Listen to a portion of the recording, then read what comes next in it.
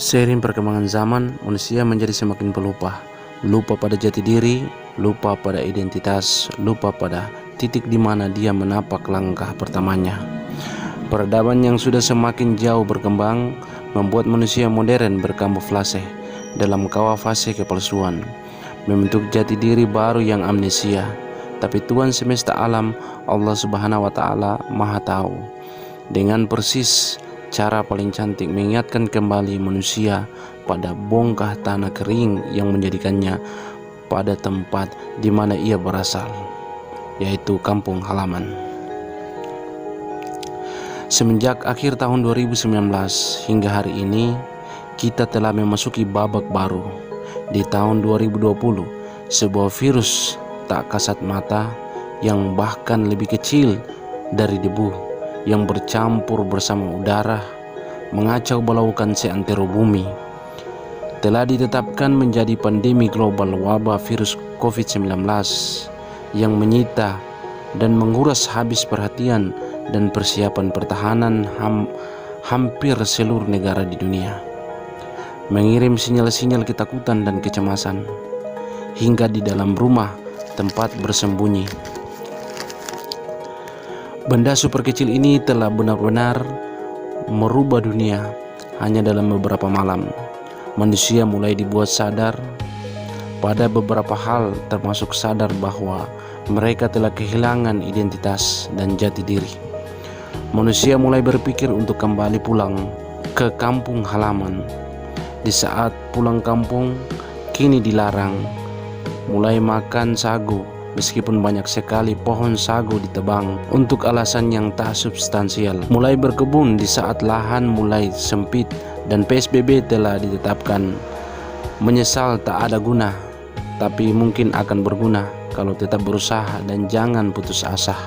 Untuk ini, Dr. Ketty Notanubun, Kepala Dinas Kesehatan dan sekaligus sebagai juru bicara gugus tugas percepatan penanganan COVID-19 Maluku Tenggara, menginformasikan terkait status COVID-19 di Malra melalui Malra Channel bahwa saat ini Maluku Tenggara sampai penutupan bandara dan pelabuhan kita masih di zona hijau.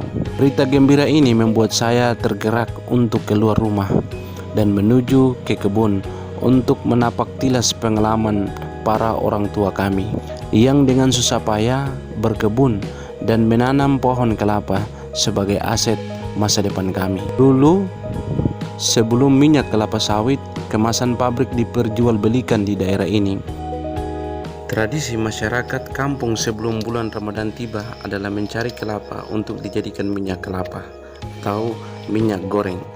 Proses ini masih dilakukan secara tradisional dengan menggunakan alat dan bahan yang ada. Setelah kelapa dibersihkan dan diparut, kelapa akan diremas santannya untuk didiamkan selama kurang lebih 12 sampai 24 jam atau difermentasi dengan dicampurkan remasan air lemon dan tambahan kunyit untuk warna yang lebih segar. Setelah 12 sampai 1 hari, santan fermentasi yang sudah terpisah dan air diambil dan dimasak hingga menghasilkan minyak goreng kelapa. Setelah dipastikan minyaknya benar-benar matang, maka minyak goreng diangkat dan disaring dan dipisahkan dari ampas santan yang mengering atau tai minyak ngisoan. Dengan olahan berbeda, ngisoan bisa dipakai sebagai campuran pada sayur sisir daun pepaya. Setelah dingin, minyak kelapa ngundur tradisional olahan khas masyarakat Kepulauan Kei Evab Maluku Tenggara siap digunakan atau disimpan untuk penggunaan sehari-hari. Alhamdulillah, dari kurang lebih 50 butir kelapa bisa menghasilkan 1 jerigen minyak, bisa untuk persiapan hemat selama bulan puasa di tengah pandemi COVID-19 ini. Semoga bermanfaat buat saudara semua yang dirantau. Tetap patuhi aturan untuk jangan dulu mudik dan mohon patuhi setiap anjuran pemerintah demi kebaikan kita bersama. Insya Allah, kalau wabah ini berakhir, jangan lupa pulang kampung. Lihat-lihat dusun sagu kelapa, cengkeh, pala, kebun embal dan lain-lain. Biar ketong jadi anak adat yang memegang teguh tradisi dan adat istiadat kita masing-masing. Chef makanan tradisional, chef adat dan tradisi. Terima kasih.